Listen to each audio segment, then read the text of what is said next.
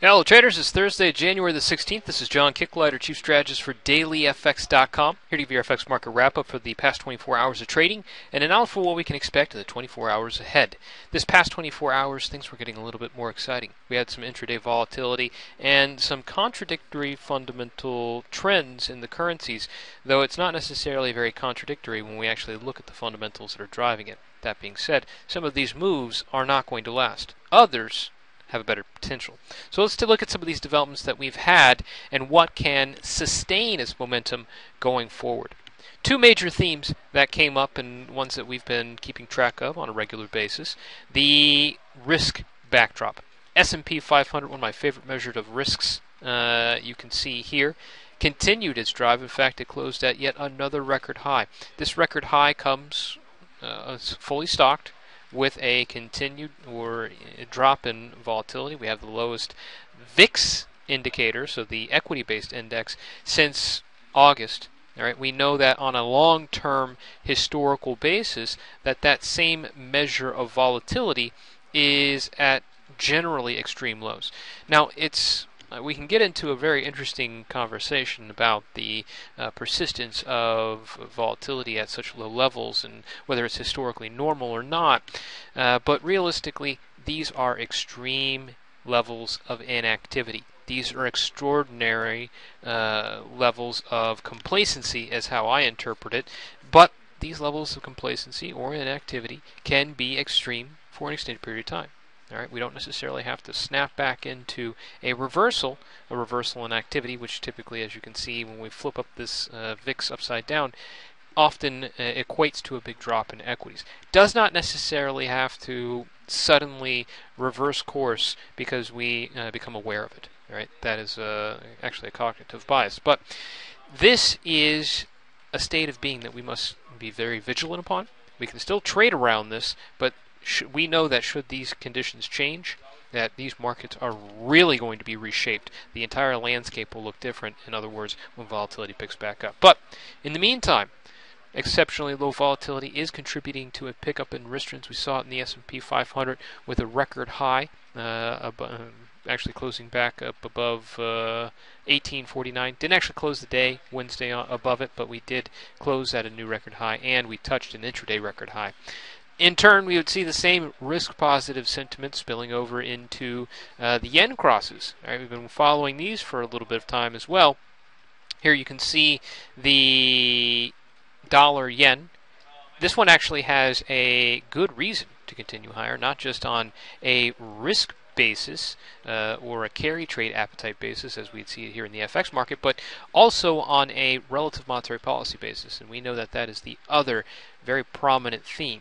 But yen crosses in general did keep their buoyancy, though they didn't push forward with the kind of momentum that the dollar-yen had. And that brings us to the other very interesting aspect, why the dollar-yen was a little bit more progressive in its advance and didn't simply stall out at the initial rebound like the euro-yen or pound-yen. And that's because of the remarkable performance of the dollar itself. We can see that there is now in the after hours of Wednesday, or the early trading hours, or the after hours of Tuesday and the early trading hours of Wednesday, a very strong continuation on this particular theme. There's now a 3 big day up, and we are clearing this 3 weeks of range resistance here at about 10,700. Now we're still within congestion. I think this is within normal bounds, and not I would not be ready to say that this is a full-blown bull trend on our hands, but it certainly does peak that pressure.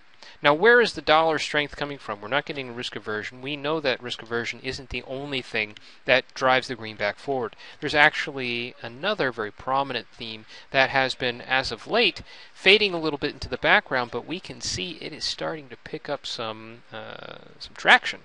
When we look particularly at a chart that I started generating, and I've kept generated a little bit as of late, the 2-year and 10-year Treasury yield. All right, you can see that both of these have picked up, and they actually both continue to pick up. Now, we did have a very sharp decline in both of these yields back on Friday. We know what happened on Friday. We had the non-farm payrolls come out, a big miss. What did that translate into for the U.S. dollar, though?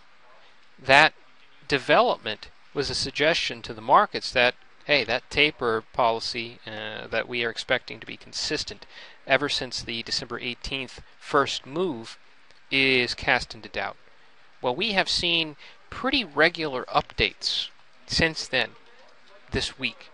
And it seems that each day there is something new that tells us that you're more likely to see that taper continue regardless of these modest hurdles that are coming up in front of us. All right, and we've seen a lot of that commentary starting with the beginning of the week. Lockhart was speaking on Monday.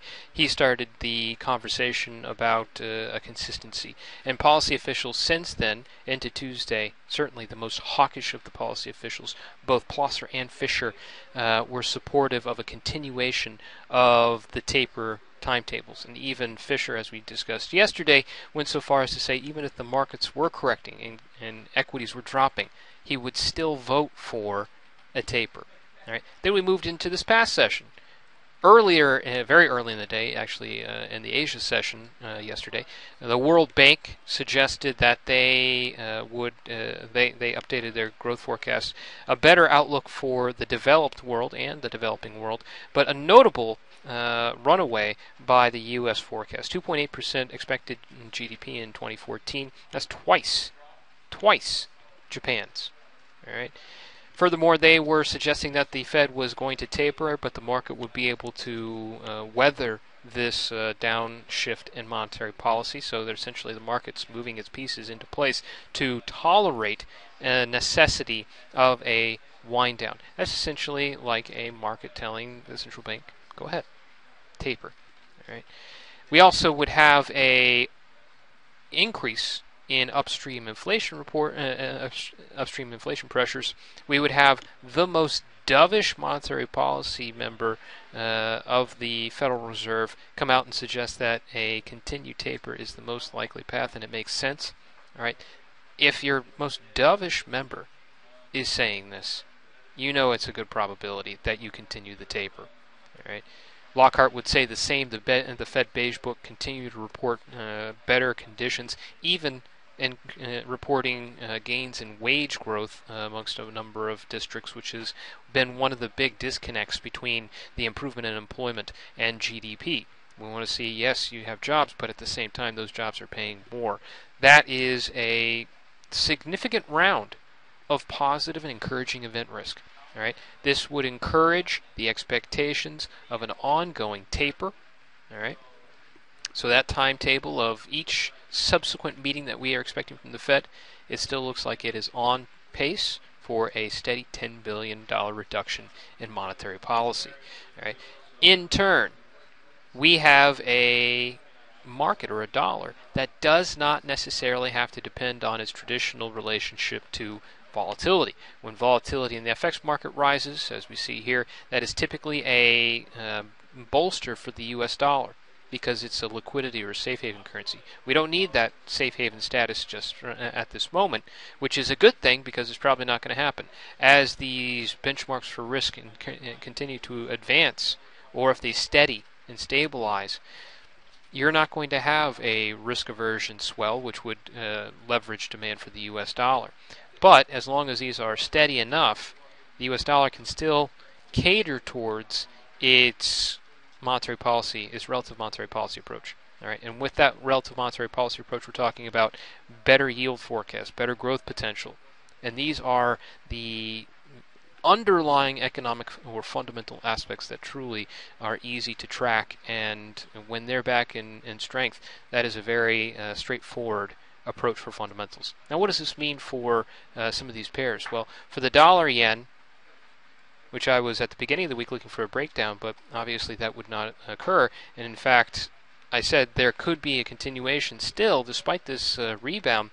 But if we don't have risk aversion, this is not a good trade. These are not just the dollar yen, but all the yen crosses. These are not going to be good trades, and even some of like the pound yen look like they have good technical bearing. This is actually a return to a trend line and a 50% fib here at about 171.50, 171.65 on pound yen. But if you don't have risk aversion, and risk trends are continuing to be relatively stable, where the S&P 500 may drift higher and the Nikkei 225 might drift higher. That relationship between these yen crosses and their risk components will keep this buoyant, but it's going to be the expectation for the Bank of Japan to upgrade its stimulus program sometime in the foreseeable future, maybe 2 or 3 months down the line, but still it's going to upgrade its monetary policy presence, and that is going to materially devalue the Japanese yen. So that can be a slow and steady march, but it will be steady and consistent. All right, so this is a very interesting push forward, and if we're looking to exploit steady conditions but at the same time looking for a little bit more progress, the US dollar has a better potential of advancing against the yen crosses than others. Now, of course, we're talking about the lower probability but far more interesting alternative. If risk aversion were to kick in, all the yen crosses would collapse. All right? But risk aversion does not necessarily look like an imminent threat. And we see that through not just our yen crosses or our S&P 500 as a benchmark for risk appetite and I want to say complacency and moral hazard, but we can look at other measures like activity measures, VIX and ATR and S&P 500 as you see here. You can look at treasury markets, you can look at volatility across the various asset classes as a measure of risk premium. All right. Do I necessarily think that this is a market that is steady and stable? No. But this is the market that is prevailing, and if the markets aren't going to afford some reason to these risks, then we have to go with what there is. Okay, we have to go with what's in front of us.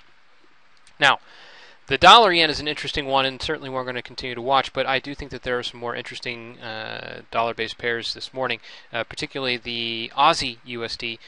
Aussie dollar had a massive drop-off overnight because of the release of a early Australia employment figure.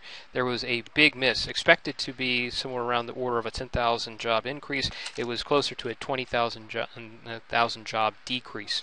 All right, that was a significant miss, and the Aussie dollar felt that pain everywhere. Aussie dollar, as you can see, broke this temporary support, and we may be on the verge of reviving a very consistent and very progressive bear trend.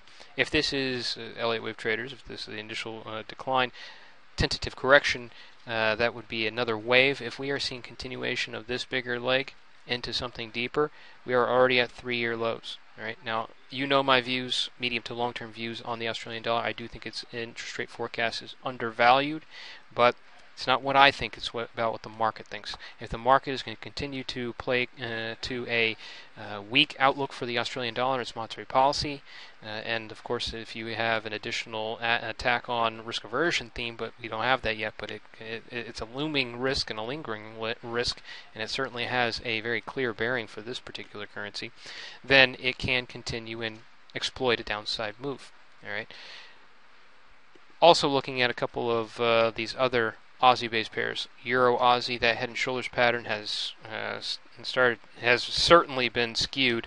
Pound Aussie, a number of people were looking at that. False break to the downside on this head and shoulders pattern turned into a break now to the upside. Now hovering around this previous range top. We'll see if this actually has the necessary momentum to keep going, or if it stalls around here, because this is database move. It doesn't necessarily always have a very strong bearing to it. Sometimes they die out pretty quickly if you don't have enough of the follow-through potential to cater towards that kind of move. That's why I like the Aussie dollar a little bit better, because the dollar can afford its own pressure to this move. Also, I'd like to point out the Aussie yen.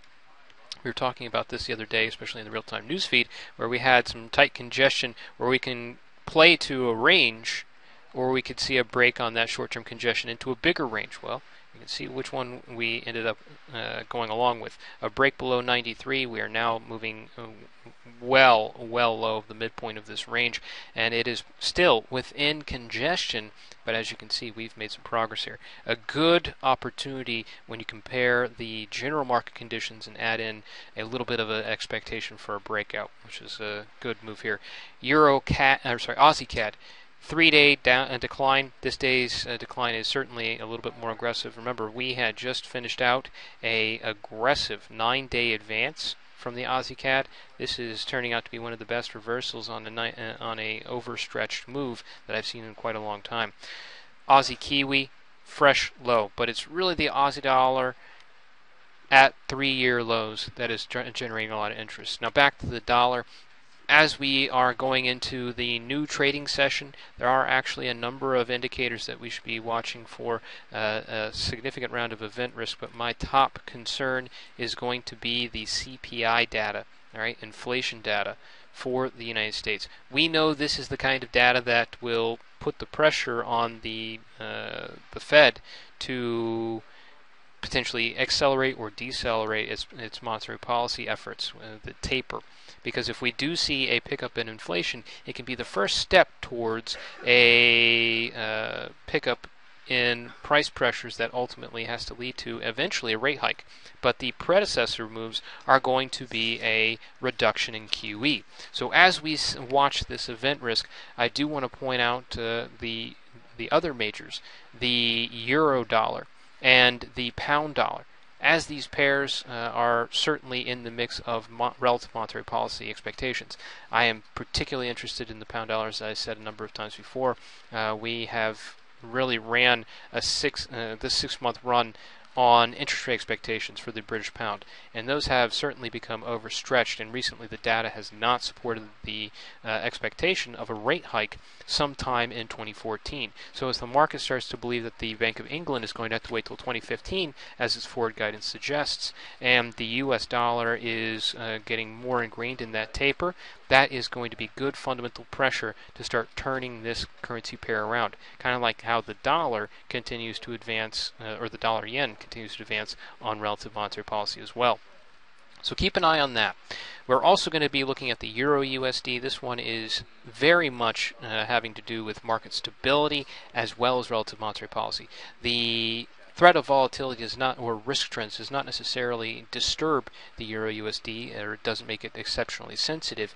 But as you start to talk about volatility in capital markets, that's when we start to look towards those themes that we talked about earlier this week in strategy videos and trading videos, where the euro is overbought due to investors plowing too much money into these risky assets, Spanish and Italian 2-year government bond yields. While they are not as risky as a crisis would suggest, or 18 months ago, they are still much riskier than the record low yields currently suggest. That tells us that this market is over-leveraged in and overexposed to European assets. This is a very risky position to be in.